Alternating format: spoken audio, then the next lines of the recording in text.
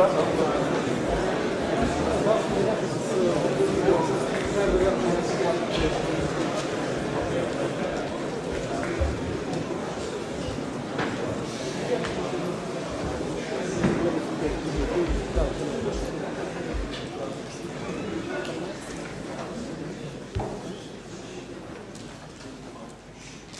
вечер и добре дошли. Уважаеми господин Дека, колеги и гости, настоящата климентова лекция е по покана на ръководството на факултета по математика и информатика в Софийския университет и е част от 5 курса изборния курс мрежова сигурност. Темата, която ще обхванем, днес демонстрационната тема, е мрежови атаки върху дейтали, нетворк и транспорт слоя от 8 мрежови модела. Лекторите на тези демонстрации ще бъдат експерти по сигурност от същия курс мрежова сигурност, като първо ще представя някои изречения всеки един от нас. Атанас Бъчваров, системен и мрежов администратор, системен програмист, създател по информатика, специалист по Unix операционни системи, занимава се с Unix от 1994 година с System 5. Стар системен администратор в момента, голяма българска компания, проектирал и изградил инфраструктурата на много вътрешни решения и проекти, както в организация. Васил Колев, програмист и създател по информатика от 1992 година, системен и мрежов администратор от 1996 година, преди студент в МИ от Олимпиада по информатика, в момента технически директор на интернет компания. Георги Чорбаджийски, системен и мрежов администратор от 1996 година, технически директор и съдружник в Unix Solutions, компанията е основен технически консултант и изпълнител по проекта за изграждане на оптичната МАН мрежа в град София и страната. Член на Сдружение Свободен софтуер. Петър Пенчев, програмист от 1995 година. Той е един от разработчиците на операционната система FreeBSD. Позволя да кажа, че в момента мисля, че има само един комитър в България до него. Той е системен и мрежов администратор от 1998 година. Проектирал и изградил националната инфраструктура на Office One Superstore. Участвал в проектирането и изграждането на дайлъп връзките на Orbitel. Светлин Наков, настоящия консултант по разработка на софтуер, създател по информатика от 1992 година, медалист от няколко международни олимпиади по информатика, пред студент в МИ от Олимпиада по информатика. Автор на десетки статии, български и чуждестранни издания, свързани с алгоритми, софтуерни технологии и мрежова сигурност. По-настоящия хоноруван преподавател в Софийския университет. Спечелил стипендия Джон Атанасов за високи технологически постижения в компютърните науки. И Николай Недялков, програмист и състезател по информатика от 1995 година, спечелил студентски право в Олимпиада по информатика, проектирал и реализирал инфраструктурата сигурност по проекти на български министерства и чужди компании. Организатор на курса и директор си от 2002-2003 година. Също така искам да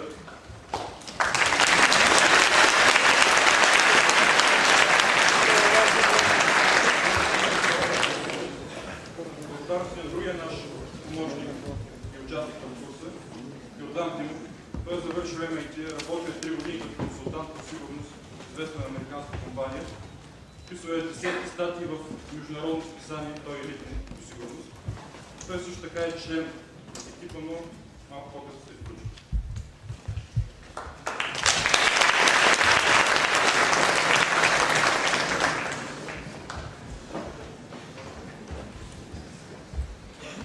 Лекцията ще проче последния план.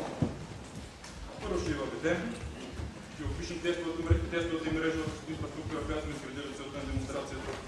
Ще демонстрираме всяка една атака по-отделно. И накрая ще има време за дискусия и въпроси, като държа да отбележа, че дискусията ще бъде след протичането на всяка една демонстрация, след протичането на всички демонстрации, не след всяка демонстрация. Целта е да не губим време, понеже сме приготвили доста демонстрации, някои от които евентуално ще отпаднат. Целият демонстрация. Основната цел на настоящата демонстрация е да ви запознаем с често срещани атаки върху Data Link, Network и Transport слоев от този мрежовия модел. За необходимите знания и условия, които трябва да е препоръчително да знаете, за да може да усвоите добре материала, да имате основни познания по мрежи, TCP/IP, Значи нещо много важно, което искам да спомена още в началото, не злоупотребявайте. Значи тези знания, които ще придобиете след тази лекция, са достатъчно полезни, ще време достатъчно и вредни. Така че правете всичко на ваша отговорност и моля и да не злоупотребявате реално с тях. Системната мрежа от инфраструктура, това е средата на компютрите, които сме забрали да ги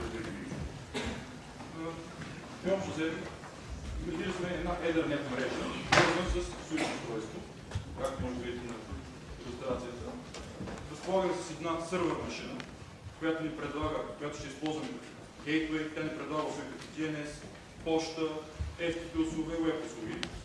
Също така разполагаме с една машина, яснота съм ги кръстил, сървър, атакер, клиент, атакер.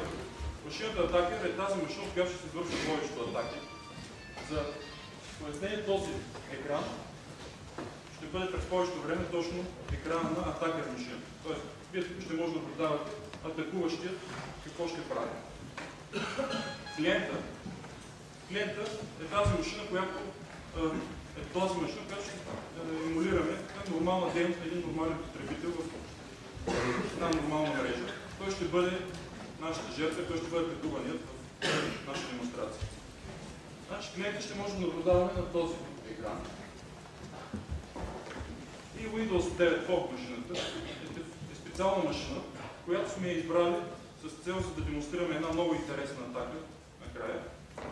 Защо сме избрали точно такава машина? Заради самата операционна система, понеже има доста слабост, които ще видим последствия.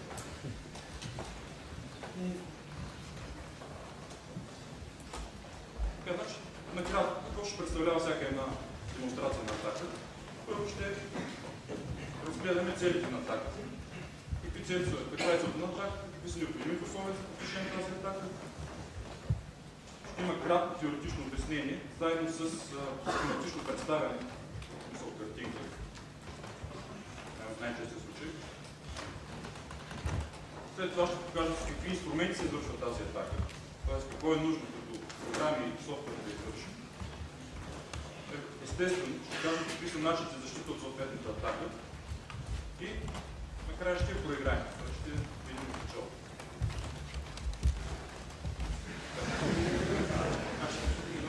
Първоначално ще започнем с атаки върху Data Link слоя.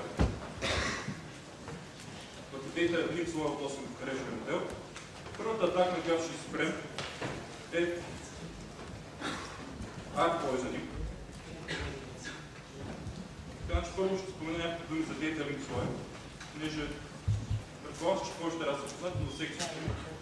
Значи слой Data Link отговаря за логическата организация на битовите данни, които се прехвърлят по дадена преносна среда, като Ethernet, Copper, TCP и други. Значи, например, в една интернет мрежа, Data Link слой се грижи за изпращането и получаването на интернет пакети. Също така в Ethernet мрежата имаме MAC адресиране. Значи ще се спре на Arc Poisoning атаката, която е точно ориентирана към Data Link слоя.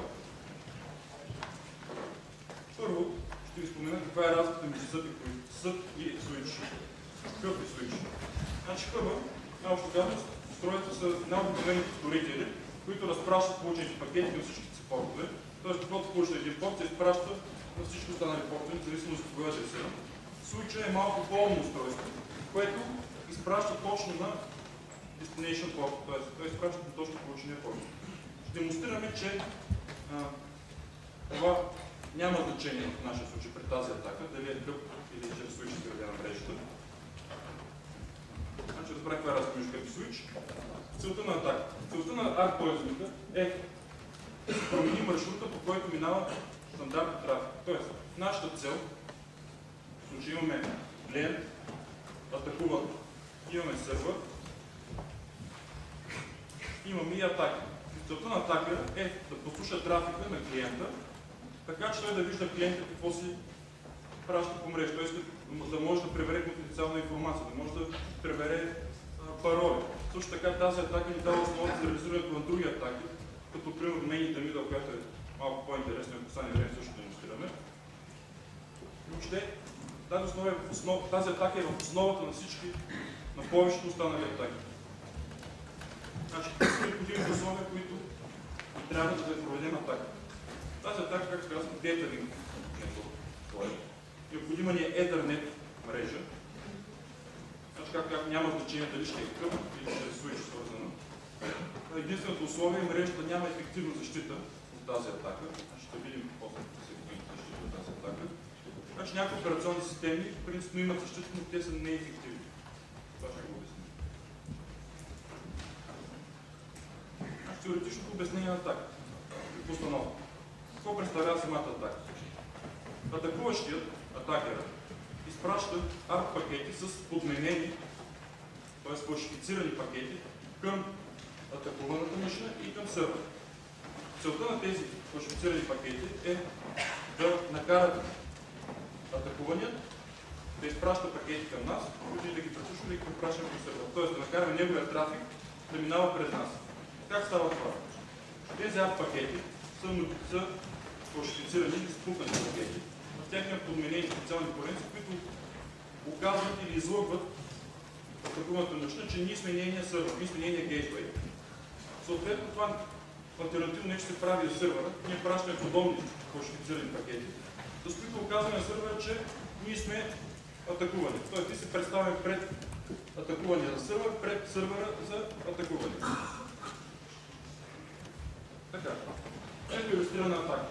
С червените тръбички виждате как атакуващият изпраща фалшифицирани или спукнати ARP пакети към клиента от името на сървъра и към сървъра от името на клиента.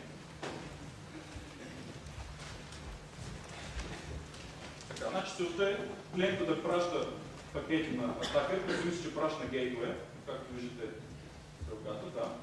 И сървъра да праща пакети на клиента, които да преминават през атакера. De facto сървъра ни подозира, че пакети преминават през атакера, както и клиента ни подозира, че като се изпраща информацията, тя преминава през атакера.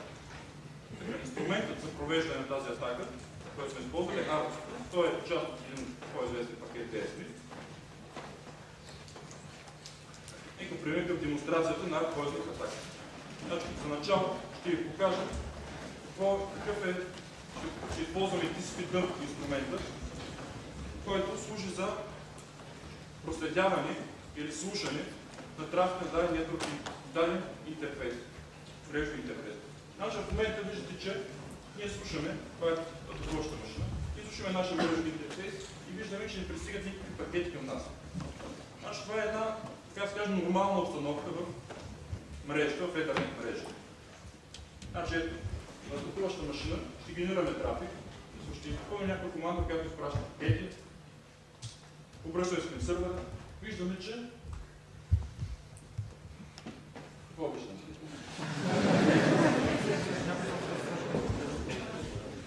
Виждаме, че някой се опитва да свърши към атакуващ, значи това е, понеже умито се прави на момент, изпраща разни пакети. Така. Ето сега ще се вършим към даден интерес. Ето, отварям страницата на някаква страница в Европа.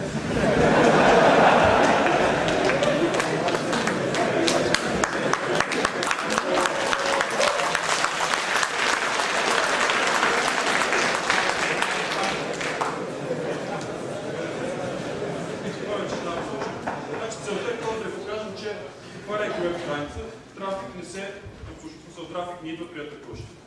Значи след това ние вече ще пуснем ARP атаката към клиента, съответно. Това е за изпращане с фалшифицирани ARP пакети към клиента, така ще го вържим на гейтвей. Ще пуснем и към гейтвей. Значи първо пуснем към гейтвей, както може да видите на горната половина командата. Сега ще пуснем към клиента. Значи тези ARP пакети се кешират, има нещо наречено ARP кеш, самата операционна система, тя си кеша. И де-факто Application представлява една таблица, която го казва на този MAC адрес, съответно този IP адрес.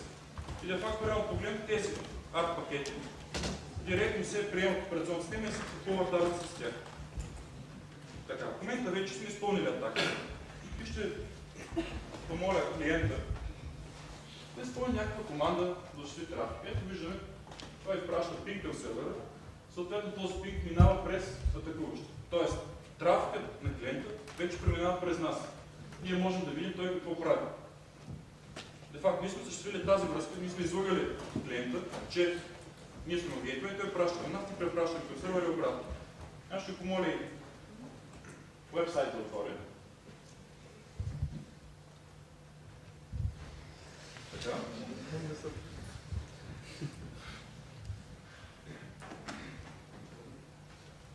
Така. Значи виждаме, че трафикът преминава също през атакуващата машина. Значи друг начин.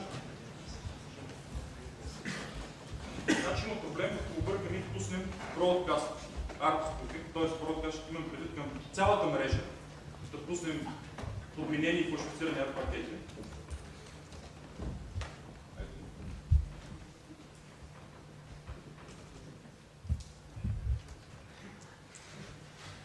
Тогава наблюдаваме много често и много интересно явление про Windows машини.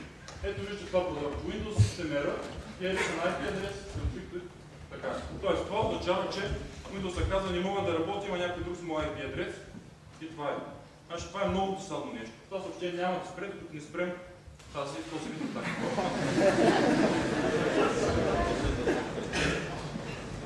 Това по Windows не се.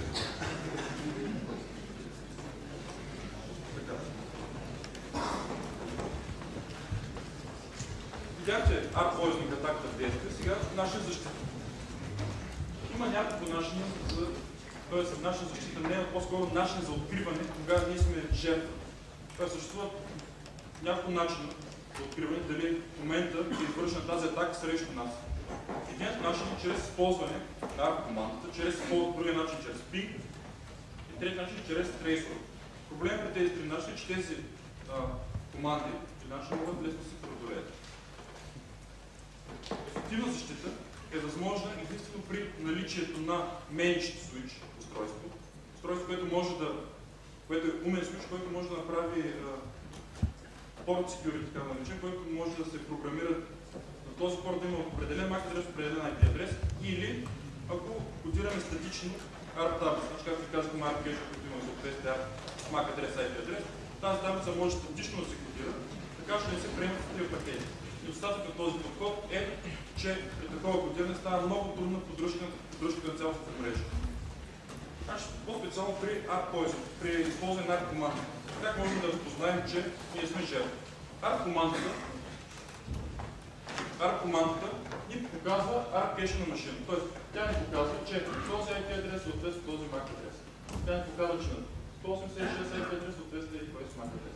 Какво можем да забележим? Че на два различни IP адреса съответстват два еднакви MAC адреса. Значи, на картинката първия и последния имат физикал адрес едни и същи числа. Това означава, че има нещо съмнително в нашата мрежа. Вторият начин е чрез командата ping с опция -r.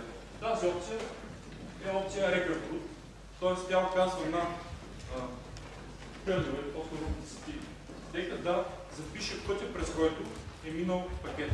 Значи използва SCP протокол с един предполаган IP header и това оказва да се запише. Ето виждате, пуснем с tracer, виждаме, че трафикът минава първо през атакуващата машина. Виждаме, че трафикът минава първо през атакуващата машина, след това стига до сервера. Значи това в една локална мрежа е доста съмнително. Така, тази опция, това както ви казах, че тези атаки могат да се преодолеят лесно, може да се този вид детектор, този вид разпознаване на атаката може да се заобиколи, като се използва градената опция на FreeBSD IP Stealth или ако ръчно си пачне или преработим кърнела, като изключим тази опция на носедор. Значи трябва да поставя линк, на който има тази възможност, всеки може да го прави. По този начин нашата машина става активна. Tracer от командата. Също така тя, използвайки TTL полето, проследява през колко хоста преминава нашия трафик. Тоест, и като трейсър, също така забелязваме, че атакера е първата машина, през която преминава нашия трафик, и следващата е клиент. Тоест, ние отново забелязваме, че нашия трафик минава първо през номер, после през друго. И аз ще демонстрираме как именно можем да ги пренебрегнем тези атаки, тези наши запознания, да се заобиколим. Значи при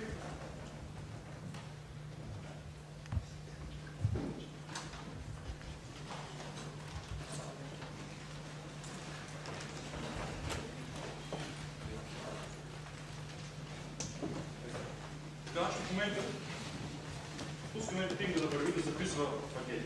Друга основа, която пусна да ви кажа, е, че това се записва в IP адрес и върши до 8 машини. Като минава през повече 8 машини, не може да това е ограничено. Значи в момента виждате как цяло се минава. Атакер сервер, атакер сервер. Значи в момента ние ще спрем тази опция и ще почнем да наблюдаваме как трафикът директно започва да преминава към сервера. Но, от друга страна, виждаме, че трафикът отново преминава през нас.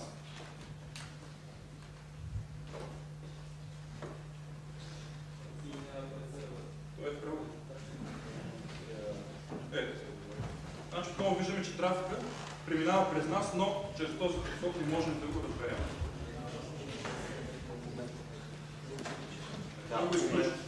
Така, значи следващата команда Tracer. Tracer, както казах, разчита на едно поле TTL. Значи през всеки хост свойство на този пакет, през всеки хост, когато преминава, се намалява само за това поле. И по този начин ние можем да видим през колко хоста е преминал нашия трафик. Естествено, както може да досеща повечето, как може да се бегне тази атака, ми просто като игнорираме този атак. Мисля, това може да стане чрез IP table или чрез виртуалната. Виждаме, че трейсерата отново показва, че трафика директно минава директно към сервера. Тоест ние ставаме, атакуващата машина става прозрачна за клиента. Но трафикът продължава да минава пред нас. Така. Другото важно нещо, т.е. непосредствено нещо, което следва след ArcPoisoning атаката, е послушване и анализиране на чуждия трафик. Значи ArcPoisoning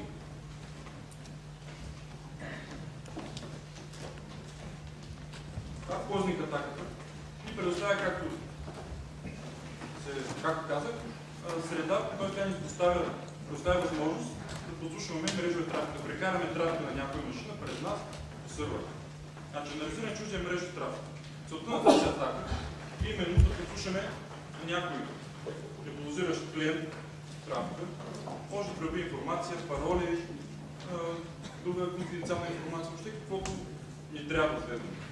Значи, необходимите условия също като при ArcPoisoning или по някакъв друг начин сме се осигурили трафика да минава през нас. Било то ние да сме провайдер, било то ние да сме на сървъра или ще пред нашия интерфейс по някакъв друг начин да се прокарва. Нашата цел ние ще го прокарваме пак чрез ArcPoisoning. Значи, ако чуждия трафик по някакъв начин пристигна нашия мрежов интерфейс, то ние логично можем да го обработим. Тоест, ние логично можем да го послушаме, логично можем да го анализираме и обработим. Инструменти, с които ще ви демонстрираме как става това, са Ethereum и ArcSpoof. Сега ще продължа Васил с демонстрация на защитата на... Наша защита. В локална мрежа, по принцип, няма защита. Препоръчвам ви да не използвате хъбове и да не допускате възможност за ArcPoisoning атака. Реалната защита е използване на много скъпи струващи мейншни свичове или на криптиращи защитни методи, като VPN, SSL, PHP криптиране и други. Сега ще ви демонстрирам атаката, слушване на трафик мрежа. Значи за това ще продължи Васил Колев. Това въпрос следва. това е програмата Imperial, в която можем да записваме и послушваме мрежов трафик. Тя слуша на интерфейса трафика, който се получава и го записва. Сега в момента клиентът ще генерира някакъв трафик, който, както виждате в момента, тук има разбиване в протоколи, какъв трафик се генерира в момента. Клиентът в момента генерира някакъв трафик и ние го записваме за по-нататъчна обработка и по-нататъчен анализ. Ето. В момента клиентът отвори един път някакъв вебсайт, сега ще направи XP сесия до сървъра.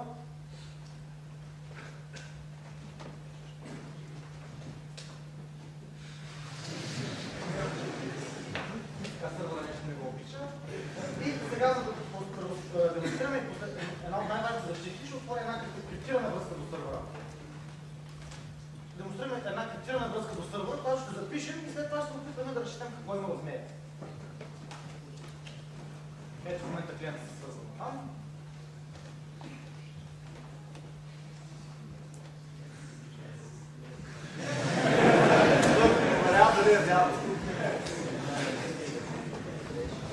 Значи при използване на тази атака, която споменах в началото main in the middle, точно е така ще ви попита, искате ли сървър се сменил сертификат, искате ли да повярвате отново. Това често е обект на съмнение относно този атака. Ето сега клиентът ще направи няколко различни действия през криптираната връзка, от които ще видим после днес ще може да разберем нещо. Ето сега да видим какъв е резултата от записания трафик. Виждаме различните пакети на различните протоколи, които отвърнат и виждаме първата сесия, която сме записали. Това е веб сесия, веб браузърът на клиента се е обърнал към сървъра и е потърсил някакъв определен документ, който не е намерил. Като виждате, тук му давам това. Вижда се какъв е браузъра, Mozilla 5.0, както се говори. Тук виждаме различните заявки, които е подал, за различните страници и някъде по-надолу. Ето е едната картинка, която е затворена от страницата, която в момента не може да речи.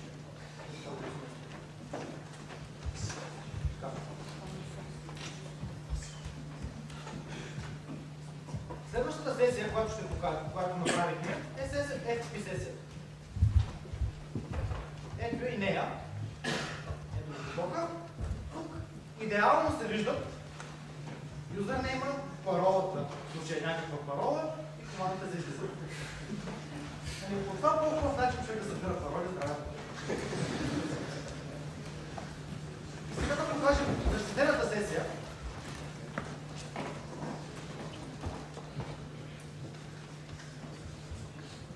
Което забелязвате следното. Двата клиента и сървъра си казват кой каква версия на протокола ползва и започват да криптират. Ако някой от вас може да разчете какво точно си говорят двамата, може да спечели някакво награди в криптография. Така, искам да обърна внимание, че този инструмент, Imperial, позволява, например, да гледаме само едната част от разговора. Може да гледаме, например, само как се говори, какво праща клиента към сървъра. Можем да видим какво праща сървъра към клиента. Само. Те са отседени различни цветове. И друго много важно свойство на Imperial като идея, което би ни помогнало да улавяме различни мрежови атаки, е възможността да разглеждам пакети по този начин. Ето, например, това е един от пакетите, които използваме това в ползваните атаките. ARP пакет, за който можем да видим какви MAC адреси има записани, MAC адреси изцяло има записани, от кого до кого са пратени. И другото, което можем по същия начин да разгледаме за някои пакет е, ето ще ви дам пример с един SYN пакет, синхронизационен пакет от TCP, каквито се занимаваме при някои по-късните атаки. Ето пак, например, можем да видим за нивото интернет протокол, различните опции, различни флагове, адреси, от които отива и за които отива пакета. Можем да видим на ниво TCP, т.е. на следващото протокол, порт лостовете, секвенс номера на пакета, който също е много важен за следващите атаки. Флаговете на пакета, например, че това е пакет, който отваря си пакет, и всякакви други интересни неща. Преминаваме нататък.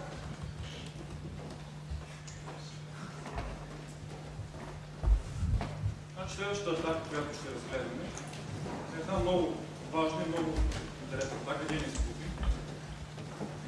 Значи тази атака ще я демонстрира много да се говоря. Ще я обясним.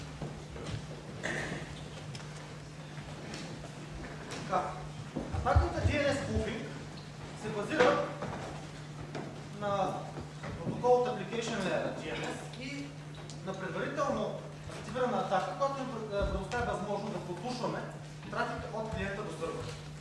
Каква е идеята на тази атака?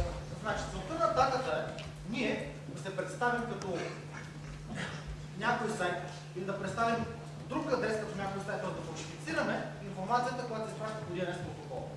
Необходимото условие е просто да имаме вариант да подслушваме трафика, който отива от клиента към сървъра. В случая, който за нашата демонстрация ще бъде Spoofing атака. Обясня каква е идеята на тази атака. Клиентът праща обращение към сървъра, да запита какъв е IP адреса за дадено име, за даден сайт. Например за Microsoft.com. Какъв е адрес на Microsoft.com. Атакуващият получава първи заявка, защото те минава през него. И първи праща отговор на клиента. И понеже повечето клиенти, резолвър в тях, DNS резолвър е направен така, ще обръща внимание само на първия отговор. Клиентът ще получи фалшифицираната информация и ще работи с нея, а не с тази, която му върне сигнал. Ето една схема на атаката. Както виждате, клиентът си праща заявката към сървъра, обаче преди сървър да успее да отговаря клиентът. Това между другото има и някакъв вариант сървър да успее да отговори преди атакуващия, но това рядко се случва. Понеже самия сървър в принцип би трябвало да е по-натоварен колкото. Инструментите, които ще използваме да проведем атаката, са DNS по пакета DSNI и APT. Какви са начините за защита?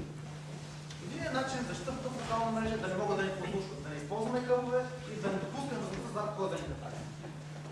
Реалната и хубава защита срещу това нещо е да се използва протокола DNSSEC, който използва криптографски методи за подписване на пакетите. И в такъв случай пакетите, които сървъра изпраща, клиентът може да бъде сигурен, че ще изпраща от сървъра. Може да се подсигурят криптографски. Следва демонстрация на атаката.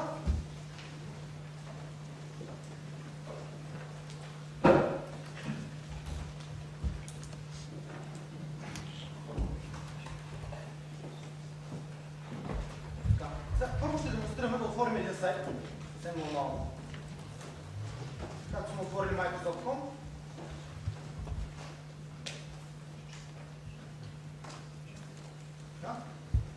Отваряме си на ново сайта и виждаме, че сайтът се отваря съвсем нормално. Няма. Да пускаме атаката на такова машина. Понеже имаме проблем с кеша на браузъра, който това, което правим в момента е да изчистим DNS кеша, за да може да покажем самата атака. Да покажем един път без и един път с.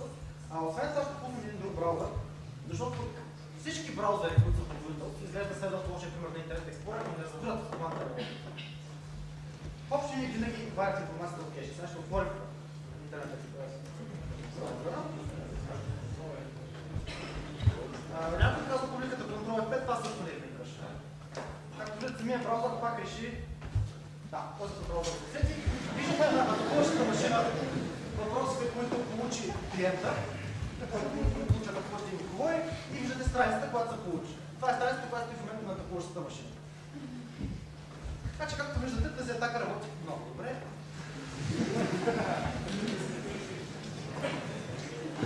И с нея могат да се правят много други неща. Например, бърз и прост пример, да не се развиваме много, можем с DNS да подменим адреса на любимата ви web почта и някой да ви вземе паролата там много лесно. Например, да направиш така, че щакате да съвместите, да каже, в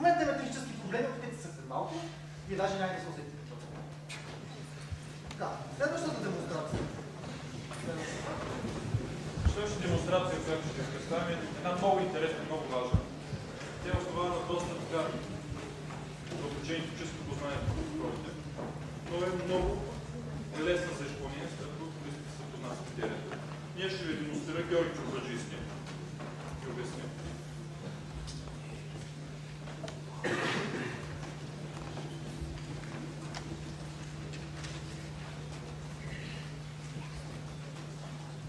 Значи атаката, минаваме на по-горния слой от този модел, минаваме на мрежовия слой. Атаката е върху IP-ID полето в IP пакета. Това поле се използва в фрагментация на пакетите, на IP пакети.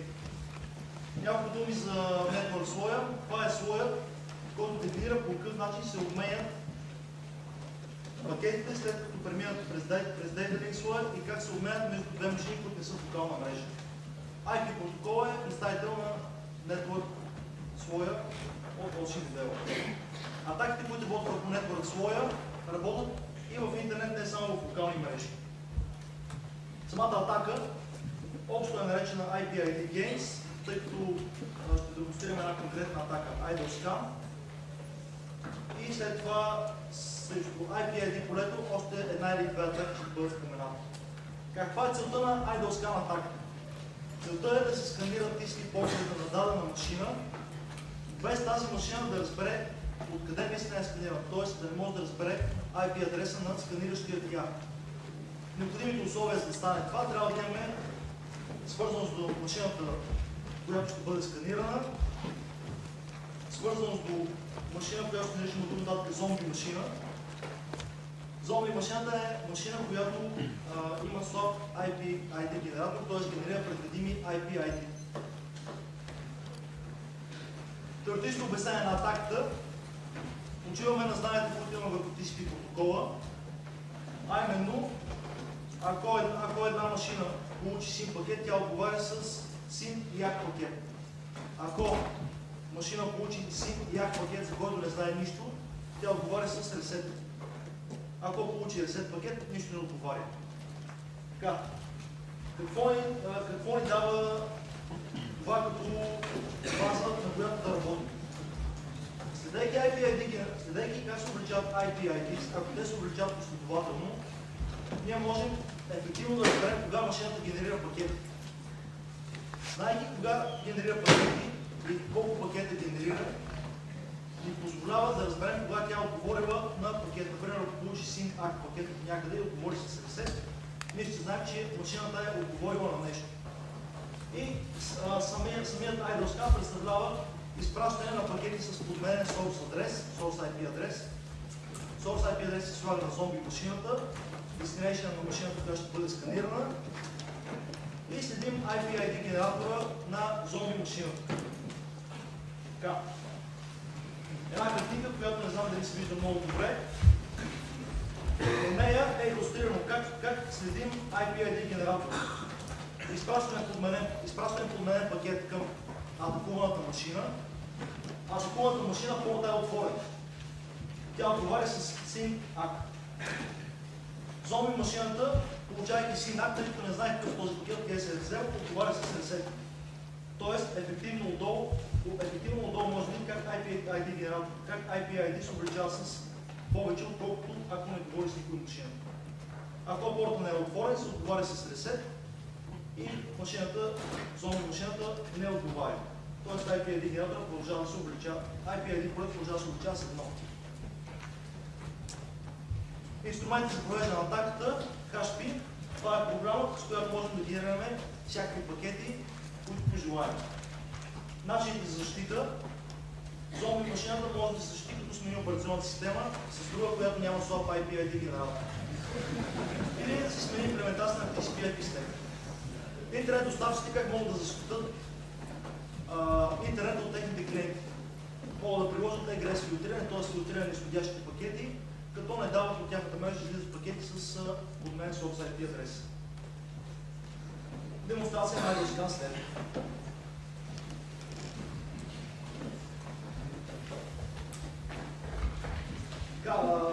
За зомби машина в мрежата ще използваме X5, което е в дясно от мен.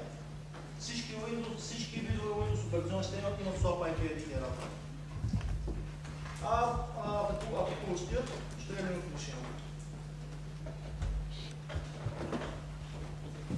Значи в момента стартирахме HP, т.е. отваряме последователно връзки до зомби машината и наблюдаваме как расте IP-ID поле. Както виждате, ID плюс 1, това е четвъртата или петата колона, много кръглътно. Четвъртата колона, наблюдавате как се увеличава IP-ID, т.е. генерират се последователно. В момента Васил е отворил връзка към сървъра и ще пусне, за да видим как, когато използваме idle scan за сканиране сървъра, сървъра няма да види нито един пакет от атакуващата машина. Отгоре продължаваме да следим IP-ID-тата на зомби машината.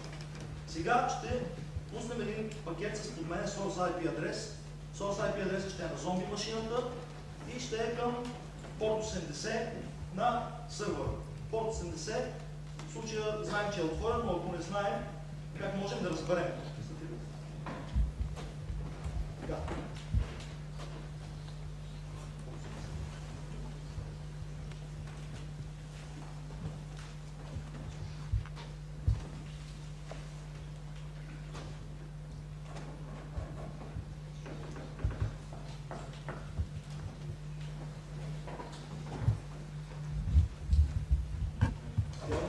Явно е смесен строили машината, която е сървър и тя получава отговор на пакет.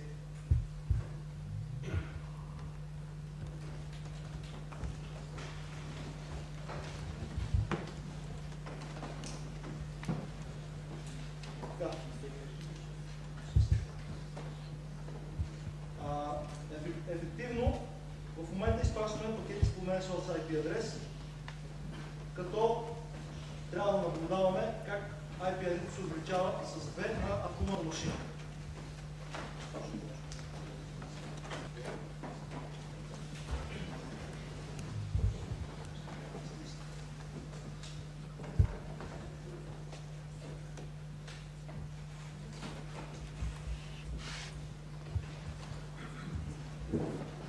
Имаме някакви с демонстрацията.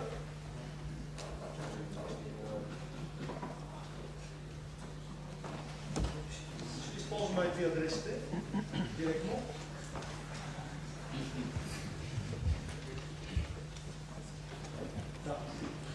Просто бяхме сменили местото на сървъра и на зомби машината и изпращахме на зомби машината адрес с подменен source IP адрес от сървъра.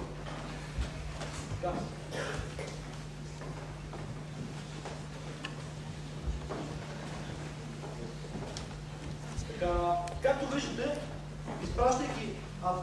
изпращайки пакет с подменен source IP адрес, който source IP адрес е на зомби машината към сървъра.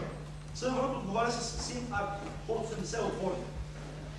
Зомби машината връща ресет пакет. Както виждате, IP-ID се увеличава с 2.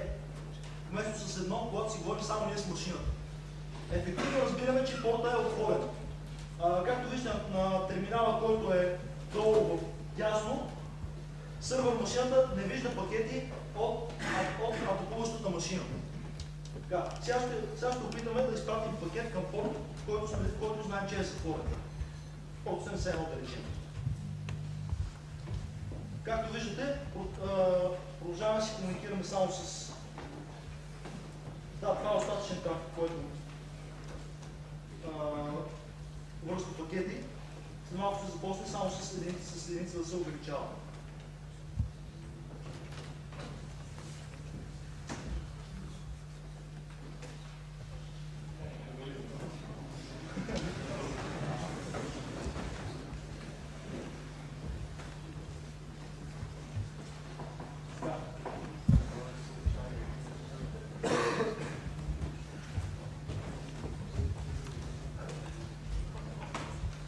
Имаме проблем с настроенето на мотивите, явно шашките, които написахме, са били грешни. Това да не е взорок, да ги тестваме след последните промени, които правим. В момента изпращаме пакети към порт 886 този порт, тъй като не е отворен, само ние си комуникираме с зомби машината. И съответно тя връща ресет пакети на синак пакетите, на ръста пакетите, които получават. Тоест не е отворен. Това беше така наречена техника idle scan, нали, с idle scan, защото разчитаме на това да има една машина, която е в подбой и която има слаб IP-AD генератор. Цялата секция беше наречена IP-AD Games, поради това, че има възможност за други атаки, когато IP-AD генератора генерира последователни номера за пакетите. Какво може да направим, когато са последователни? При наблюдаване как се увеличават IP-ID-тата е възможно да преценим кога една машина генерира трафик и кога не генерира трафик и да пресметнем горе-долу колко трафик генерира. Ето виждате в момента как се увеличава с единица IP-ID, т.е. тази машина е в покой. Когато клиентът започне да генерира някакъв трафик, виждате IP-ID как започва да се, как се увеличи с много. Тоест в момента машината генерира трафик с няколко, сега в момента спрямо. С няколко пресмятане можем горе-долу да установим какъв трафик генерира. Ето, в момента генерира по-малко трафик. Следейки IP-ID-тата можем, освен това, да разберем кога една машина има повече от един IP адрес. Лесно може да се разбере по номерата, които се получават.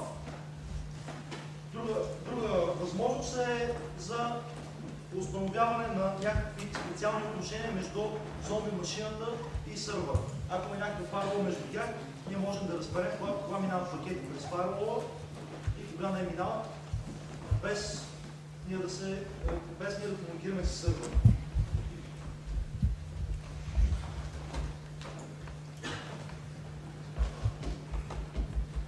Пускам отново автосумика, защото ще трябва да се начва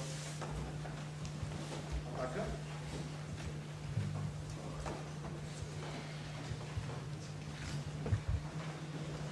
След атаките на network слоя се пренасяме на следващия слой от 8 модела. Това е транспортния слой. На този слой са протоколите TCP и UDP. Ние ще атакуваме основно TCP. Атаката, която ще демонстрираме, по някакво думи за транспорт слоя. Транспорт слоя, като негов най-известен представител, ако мога да се изгледа TCP. TCP осигурява надежни сесии и посочни връзки между две точки в мрежа. Атаките, които работят на този слой, е много важно да запомним, че могат да работят в интернет, а не само в локалната мрежа. Няколко обяснение за TCP протокола. Как се отваря конекция, как се отваря връзка при TCP протокола. Машината, която иска да отвори връзка, изпраща един пакет, който се нарича SYN пакет, тъй като има един флаг, SYN флаг или синхронизация, към машината, към която иска да отвори връзка. Машината отговаря с вдигнат SYN флаг и acknowledge флаг и клиентът отговаря с acknowledge. Тук нататък връзката е установена, генерирани са начални сесии на номера, които по-нататък ще бъдат използвани в TCP връзка. Живот на една TCP връзка, three-way handshake в началото, отваря се връзката. Връзката може да бъде прекратена чрез reset пакет, ако поредният номер е правилен, или чрез FIN пакети, като се използва отново разменяне на пакети между сървъра и клиента. Атаката, която ще демонстрираме, TCP-Kill, нейната цел е да затворим насилствено TCP връзка, която не е наша. Тоест, връзка между два компютъра. Или да не позволим отварянето на връзка към определен порт или към определена машина като цяло. Необходимите условия са да можем да послушаме трафика, като целта на това е да разберем секвенс номерата, които са генерирани в началото на TCP конекцията. В операционни системи няма значение, достатъчно е да знаем ISN номерата, което означава, че Операционна система, която генерира слаби ASN номера, също може да е уязвима към тази атака. Теоретично обяснение на атаката: атакуващата страна, която подслушва трафика, знае, че има отворена връзка, знае поредният номер на пакет, на връзката до къде е стигнал, генерира ресет пакет с подменен source IP адрес. Source IP адрес е на клиента и е вдигнат твоя ресет, който ефективно казва на сървъра или на клиента: затвори връзката веднага. Инструментите, които ще използваме, са TCP/Queue, самата програма, която извършва атаката, и ARSPO, за да може да подслушваме трафик. Начините за защита срещу TCP/Queue: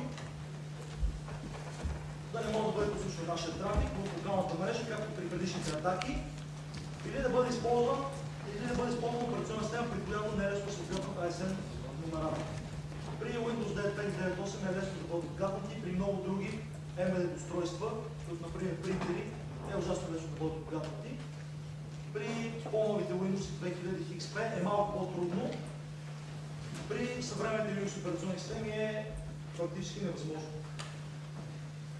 Следва демонстрация. За целите на демонстрацията ще отворим една връзка от клиента към сървъра, като целта на атакуващия ще е да затвори тази връзка. В момента връзката е отворена. Видяхте какво стана, когато TCP/Queue беше стартиран. Бяха изпратени ресет пакети към машината и тя реши, че сървър решил да затвори връзката с нея. И ефективно успя. Виждате какво се получава. А също, като продължава атаката, клиента няма да може да отваря нови връзки. Това е защото DNS Spoofing още работи. Но вече спря да работи.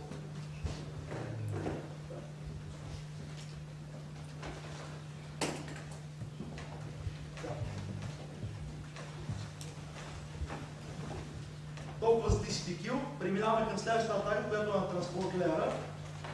Това е така наречена TCP/NICE атака. Целта с една дума е да забави връзката на клиента към сървъра. Няколко думи за методите за контрол на скоростта в TCP/IP. Първият метод е така наречен TCP Window Size. Това е поле, което се изчислява и е количеството пакети, чакащи да бъдат потвърдени.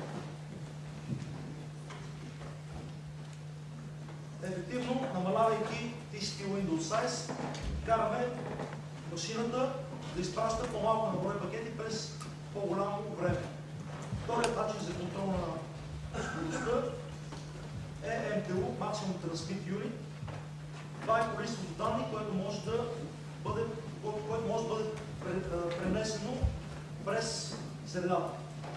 Значи, като се прелязва на една грешка, в слайда е написано максимално количество данни в един IP пакет. Това е максимално количество данни в един DB пакет. Това може да е в локалната мрежа. Третия метод е ICMP съобщение, което получаваме, когато някъде по пътя, през който минава връзката, някаква връзка се е задръстила и ефективно рутерът, към който е закачена връзката, ми казва: изчакай малко, не пращай.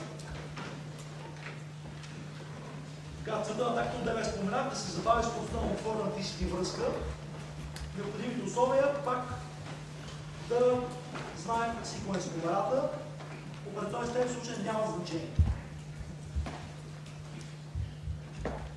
Теоретичното обяснение: изпращаме фалшиви пакети с коректни ASN или в случая с ICMP с коректен пакет, приключен към ICMP съобщението, като се опитваме всячески да намалим Windows Size, MTU и чрез ICMP Source да кажем на операционна система на клиента да забави изпращането и получаването. Инструментът 14 язко, за да може трафика да минава през нас. Начин за защита, също като при предишните атаки, не позволяваме трафика да ни бъде подслушван или използваме OS, който има криптосилен генератор на ISM. Следва демонстрация. След демонстрацията стартираме download от сървъра, като сваляме някакъв голям файл. Виждате в момента графика горе-долу колко е бърза връзката в момента, не е много бърз случай. Стартирайки 14. Сега ще видите как постепенно ще започне да пада, но тъй като сме в локална мрежа и сървъра успява също да достави пакети, не само атакуващия, не можем да забавим катастрофално връзка. Можем да я забавим при нашите тестове, успяхме да я забавим до около 40%. Максимално. При по-бавни връзки ефектът е по-голям. Ето виждате в момента как продължава да падат скоростта.